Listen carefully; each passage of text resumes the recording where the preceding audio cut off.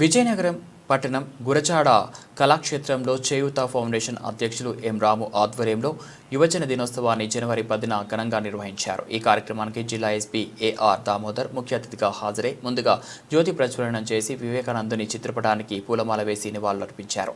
ఈ సందర్భంగా జిల్లా ఎస్పీ ఏఆర్ దామోదర్ మాట్లాడుతూ వివేకానంద స్వామి జన్మదినానికి గుర్తుగా ప్రతి ఏడాది యువజన దినోత్సవాన్ని నిర్వహించుకుంటున్నామన్నారు. ఈ దేశానికి యువతే వెన్నెముక అని వివేకానందుడు బలంగా విశ్వసించేవారన్నారు. యువతలో చైతన్యం నింపాలనే సంకల్పంతో చేయూత ఫౌండేషన్ ఆధ్వర్యంలో ఈ కార్యక్రమాన్ని నిర్వహించడం అభినందనీయమన్నారు. దేశానికి వెన్నెముకగా నిలవాల్సిన యువత ఇటీవల కాలంలో దురదృష్టవశాత్తు వ్యసనాలకు బానిసలవుతున్నారన్నారు. మద్యం, గంజాయి, డ్రగ్స్ వంటి చెడు వ్యసనాలకు లోనే భవిష్యత్తును నాశనం చేసుకుంటున్నారన్నారు. కార్యక్రమంలో DTCD Manikumar, ATK spiritual service society వ్యవస్థాపకులు ఎండి కరీముల్లా, షరీఫ్, సామాజిక సేవా కార్యకర్తలు వెన్నెల చంద్రశేఖర్, పి రాజశేఖర్, రచయిత E Suresh, my Bharat TYC M Prem Bharat Kumar, one town CI RVRK Chowdary, traffic CI S Suri Naidu, వివిధ స్వచ్ఛంద సంస్థల ప్రతినిధులు పాల్గొన్నారు.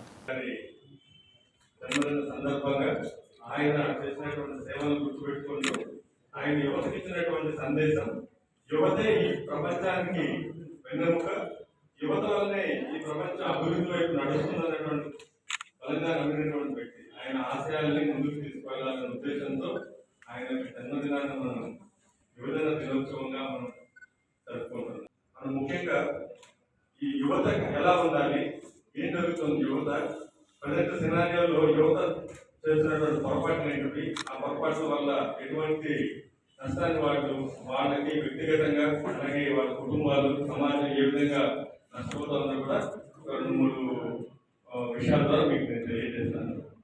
సో రాము అడిగినప్పుడు ఫస్ట్ సార్ ఒక చిన్న ప్రోగ్రామ్ ఉంది సార్, నాకు రావాలి అంటే నేను అడిగాను ఏంటి దీని టార్గెట్ ఏంటంటే వేరే ముందంటే నేను అడిగిన స్టూడెంట్స్ వస్తున్నారా అని అడిగాను. వస్తున్నారు, 10 మంది వచ్చినా నేను వస్తానని చెప్పాను. ఎందుకంటే యువతకి ఇది జరుగుతున్నటువంటి ఈ నష్టాన్ని మనం కొంత అవేర్నెస్ క్రియేట్ చేసి వాళ్ళని ఈ జరుగుతున్నటువంటి అభివృద్ధిలో వాళ్ళని ఈ శాంతి అభివృద్ధి అనే దాంట్లో డెవలప్మెంట్ వాళ్ళని భాగస్వామ్యం చేయాలి. పక్కదారి పట్టకుండా వాళ్ళకి ఒక మంచి మార్పు సమాజానికి ఇవ్వాలనే ఉద్దేశంతో వేరే తమిళనాడు కార్యక్రమం రావడం జరిగింది. ముఖ్యంగా యువత ఈరోజు చూస్తున్నారు ఆర్టిఫిషియల్ ఇంటెలిజెన్స్, ఇదంతా కూడా సాఫ్ట్వేర్ ఇంజనీర్ మీలాంటి యువతే దీనికి అనుబంధం. బయట వాళ్ళు కాదు, ముసలి వాళ్ళు కాదు, యువత ఎంతో సమాజాన్ని ముందుకు తీసుకెళ్తుంది యువత. కానీ అదే సమయంలో ఈ యొక్క భారతదేశం కానీ ప్రపంచం కానీ ఎంత అభివృద్ధిలో మీరు చూస్తున్నారు. టెక్నాలజీ పరంగా అన్ని రంగాల్లో మనం మెడికల్ వాటెవర్ ఏ ఫీల్డ్ తీసుకున్నా యువత మంచి పాత్ర పోషిస్తుంది.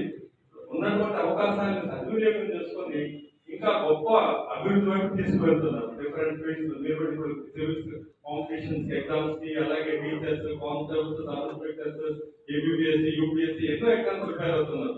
మీరందరూ కూడా మీ కాంట్రిబ్యూషన్ ఉంటుంది. బట్ కొంతమంది ఎంత డెవలప్ అవుతున్నా కూడా కొన్ని చెడుల వాటికి కొంతమంది లోన్ అవుతుంది. దాంతో అంటే ఇది ఏం కాదు, తాగొచ్చు, ఏదో ఎంజాయ్ చేయొచ్చు అనేసి తెలియకుండా దాంట్లో ట్రాప్ లో పడుతున్నారు. దాన్ని ఫ్రెండ్స్ ఇస్తారు, ఇక్కడి నుంచి అక్కడ తీసుకెళ్తే ఒక 1000 రూపాయలు ఇస్తామని దాంట్లో ఏముందని తెలిసి కొంతమంది తెలియకుండా కొంతమంది దాన్ని ట్రాన్స్పోర్ట్ చేస్తున్నారు. మేము అన్ని చెకింగ్ చేస్తున్నాం. అంత కంట్రోల్లో ఉంటుంది. ప్రతి దగ్గర మీరు అనుకుంటారు ఫిజికల్ గానే కాదు, అందరినీ ఒక అబ్జర్వేషన్ లో పెడుతుంది పోలీస్ డిపార్ట్మెంట్. అందులో మాకు చాలా మంది దొరుకుతుంటారు. వాళ్ళకి దొరికిన వాళ్ళు మాదక ద్రవ్యాల నియంత్రణ చట్టం దీని ప్రకారం బెయిల్ కూడా రాదు. దాదాపు 1 సంవత్సరం రోజులు జైల్లో ఉండాలి. శిక్ష ఒకవేళ కేసు ప్రూవ్ అవుతుంది ఇంట్లో అయిన తర్వాత 20 సంవత్సరాలు జైల్లో ఉండాల్సి వస్తుంది. అలాగే మరణ శిక్ష కూడా విధించేటువంటి సెక్షన్లు ఉన్నాయి. ఏమైనా సరే అది ఎవరు తాగారు, ఎవరు ఇచ్చారు అనేది బయటపడుతుంది. ఇంట్రాగేషన్ లో మీకు తెలుసు ఇప్పుడు అంతా టెక్నికల్ గా ఎంత మనం అభివృద్ధి చెందామో, ఎవరెవరు దీన్ని ఇప్పుడు వీడియోగ్రాఫ్స్ ఎక్కడ పడితే సీసీ కెమెరాలు ఉన్నాయి, ఎక్కడైనా సరే ఫోన్లు, వీడియో చేసేటువంటి ఫోన్లు, స్మార్ట్ ఫోన్లు అన్నీ ఉన్నాయి. ప్రతిదీ రికార్డ్ అవుతుంది. ఈ మూవ్మెంట్ అంతా రికార్డ్ అవుతుంది. మీరు ఎక్కడ వెళ్తున్నారు, ఎక్కడ వస్తున్నారు, ఎవరితో మాట్లాడారు, ఏం మాట్లాడారు అనేది ప్రతి సోషల్ మీడియా ఎఫెక్ట్ వల్ల యూట్యూబ్ కానివ్వండి, వాటెవర్ ఎక్స్, ట్విట్టర్, ఇంట్లో చూసి తెలియని వాళ్ళతో ఫ్రెండ్షిప్, ఆన్లైన్ లో ఫ్రెండ్షిప్ చేసి మోసపోయి వీళ్ళ ఫోటోలు షేర్ చేసి చివరికి వీళ్ళు పోలీస్ స్టేషన్ తిరుగుతూ ఎవరో ముక్కు ముఖం తెలియని వాడు ఏదో 4 ఫోటోలు పెట్టి మీరు అలా ఇలా ఏదో చెప్పడం వల్ల ఎవరో తెలియని వాటితో చెప్పే మాయ మాటలకి వీటి రావడానికి వీళ్ళు వెళ్ళిపోవడం భవిష్యత్తు 5 కిలోమీటర్స్ లో వస్తుంది.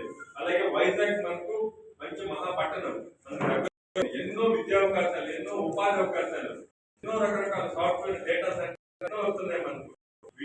యువత చక్కగా ఉపయోగించాలి, మంచి వైపు బిజినెస్ వైపు మీరు ముందుకు వెళ్ళాలి. మన చదువు అనేది మన నిజం, అలాగే మన అమ్మా నాన్నే మనకు మిగతా ఫ్రెండ్స్ ఇవన్నీ కూడా కొంతవరకే. మధ్యలో వచ్చేటువంటి ఈ స్నేహాలు, ప్రేమ ఇవన్నీ కూడా మీరు ఎన్నింటికి దూరంగా ఉండాలి. సోషల్ మీడియా ఎఫెక్ట్ మీ మీద ఉండదు. సోషల్ మీడియా కానీ ఇంటర్నెట్ చక్కగా వాడుకొని మీ అభివృద్ధికి మంచి సివిల్ సర్వెంట్స్ గా ఐఏఎస్, ఐపీఎస్, మంచి డాక్టర్స్ కానివ్వండి, ఇంకొక విధంగా వేరే కాంపిటేటివ్ ఎగ్జామ్స్ లో మంచి బిజినెస్ లో ముందరికి వెళ్లే విధంగా మీ అభివృద్ధికి తోడ్పడాలి. మీ యొక్క వినాశనానికి మాత్రం టెక్నాలజీ వాడుకునే విధంగా మీరు కెళ్ళకి వెళ్ళరు. అమ్మాయిలందరూ కూడా కెరీర్ మీద కాన్సన్ట్రేట్ చేయాలి. తల్లి తండ్రి ఎంతో మనకు ఎంతో కష్టపడి మిమ్మల్ని స్కూల్ పంపుతారు. ఒక అమ్మాయిలకే కాదు, బట్ లాస్ట్ అయ్యేది ఎక్కువ అమ్మాయిలు కాబట్టి మా దగ్గరకు వస్తున్నారు సార్. తల్లిదండ్రులు చూడలేక, అలాగే మన జిల్లాలో దాదాపు ఇలాగ అమ్మాయిల్ని 18 సంవత్సరాల లోపల ఉన్నటువంటి అమ్మాయిలతో సెక్చువల్ గా వాళ్ళు ఇచ్చేసి ప్రెగ్నెంట్ చేసిన వాళ్ళు, అలాగే ఇలాంటి వాళ్ళందరికీ లాస్ట్ 25 మందికి జైలు శిక్ష, 20 సంవత్సరాలు ఒక్కొక్కరికి 25 మందికి వేసరిగా కొన్ని వందల కేసులు కోర్టులో ఉన్నాయి.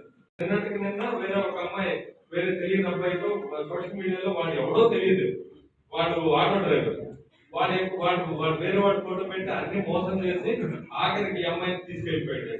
వైజాగ్ అది వాడికి రమ్మని చెప్పాడు. ఏది నిజంగా అక్కడికి వెళ్ళింది. ఇంట్లో వాళ్ళేమో మాకు కంప్లైంట్ ఇచ్చారు. ఇలా మనం వెతికితే ఆఖరికి వాడు ఆటో డ్రైవర్, అమ్మాయి వయసు అంతా 14, వాడికి 35.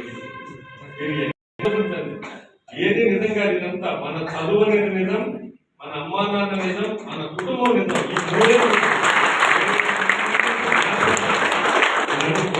ఈ ఎన్నో మీకు టెంప్ట్ చేసే ఇష్యూస్ వస్తుంటాయి. మీకు కొంత ఎమోషనల్ గా ఫీల్ అయ్యేటువంటి మనుషులు తగులుతుంటారు లైఫ్ లో. అంతవరకే ఫ్రెండ్షిప్, అంతవరకే.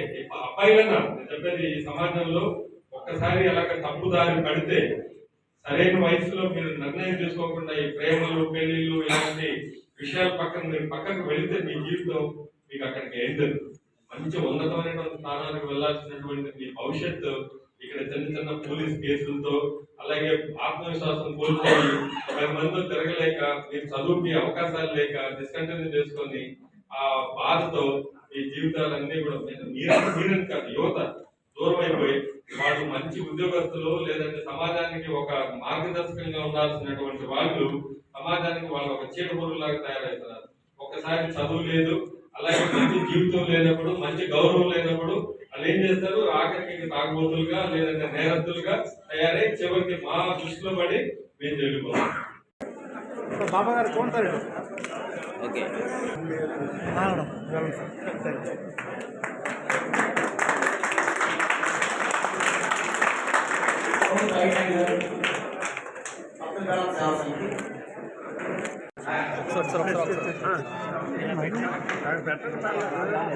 सर